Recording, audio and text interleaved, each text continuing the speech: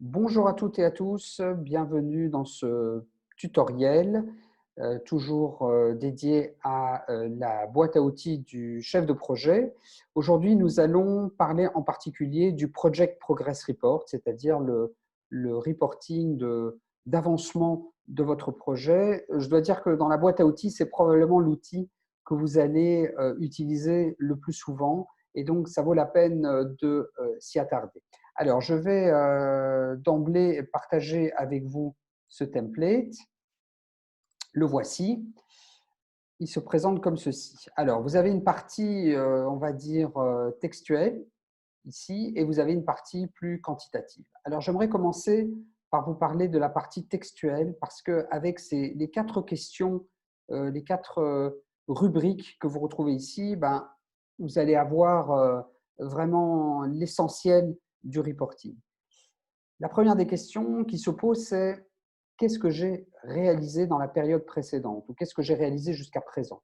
Si vous faites un reporting une fois par mois, ben, vous allez raconter, mettre en avant les principales réalisations, les principaux événements dans votre projet sur le mois précédent. Vous allez dire j'ai atteint telle phase, j'ai terminé telle tâche, il s'est passé tel événement inattendu, j'ai rencontré, voilà. Ensuite, vous allez souligner ici, en regardant vers l'avant, vous allez expliquer quelles sont les prochaines grandes étapes, quelles sont les prochaines grandes échéances de votre projet. Comme ça, ça permettra à vous et aux gens qui liront, qui vous écouteront présenter ce rapport, ça vous permettra de vous positionner dans la ligne du temps et dire voilà, je suis au début du projet à la moitié, aux trois quarts, etc.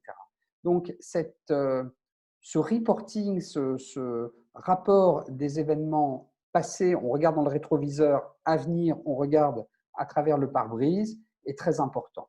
Et là, c'est la partie peut-être la plus facile par laquelle commencer. Et en listant les faits, ça va vous permettre de vous forger, vous former une idée de l'état de santé de votre projet. Ensuite, vous avez deux autres questions, deux autres rubriques. La première, c'est les problèmes, les questions, les issues. Vous avez un problème de scope, de ressources, d'équipe, d'alignement. C'est là où il faut le mentionner avec à l'esprit le fait que les gens à qui vous présentez ça ne doivent pas être un tribunal, mais au contraire sont là pour avoir une discussion constructive avec vous pour trouver des solutions.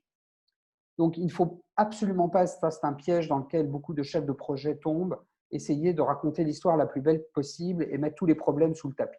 Au contraire, c'est en objectivant et en posant les problèmes sur la table que vous serez le plus efficace et que vous aurez en fait le plus de confiance de votre auditoire. Ensuite, vous avez ici la quatrième rubrique qui sont, on va dire, les questions clés.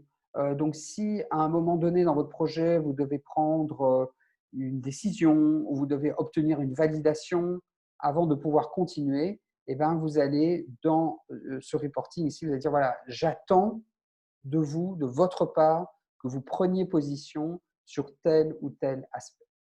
Ça, c'est la partie qualitative. Alors ensuite, pour objectiver les choses, et vous savez que on parle dans ce cours de project management beaucoup d'indicateurs SMART, c'est-à-dire de choses qui sont quantifiées et qui sont donc beaucoup plus concrètes.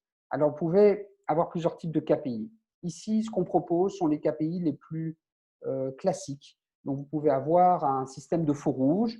Certains utilisent un système de météo dans lequel vous allez dire, ben, moi, globalement, mon projet au niveau budget, il est sain. Je ne prévois pas de dépassement. Je n'ai pas dépassé jusqu'à présent mon budget, ou l'inverse. Au niveau des ressources, j'ai toutes les compétences qu'il me faut, en nombre, en qualité. Au niveau timing, jusqu'à présent, je suis à temps et je prévois d'être à temps dans le futur, ou pas, bien sûr.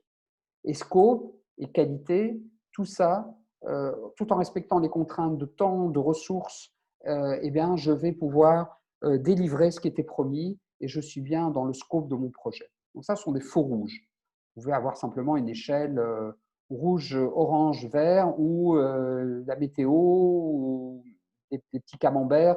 Ça, c'est un petit peu selon les habitudes dans votre organisation. Ensuite, vous avez des KPI qui sont liés à votre budget. Donc, on en parle dans le cours de Project Management. Ce sont des KPI avec votre budget, avec ce que vous avez déjà dépensé, ce que vous prévoyez de dépenser et ce que vous aurez dépensé. Et la différence entre le budget et le Estimated Completion vous donne la variance et la santé financière de votre projet. Et pour terminer, vous pouvez avoir des indicateurs spécifiques. Si par exemple, vous dites, voilà, moi, mon projet, c'est l'ouverture de 20 magasins, eh bien, pour le moment, j'en ai ouvert 5 et donc je suis à 25% de cet objectif business très spécifique.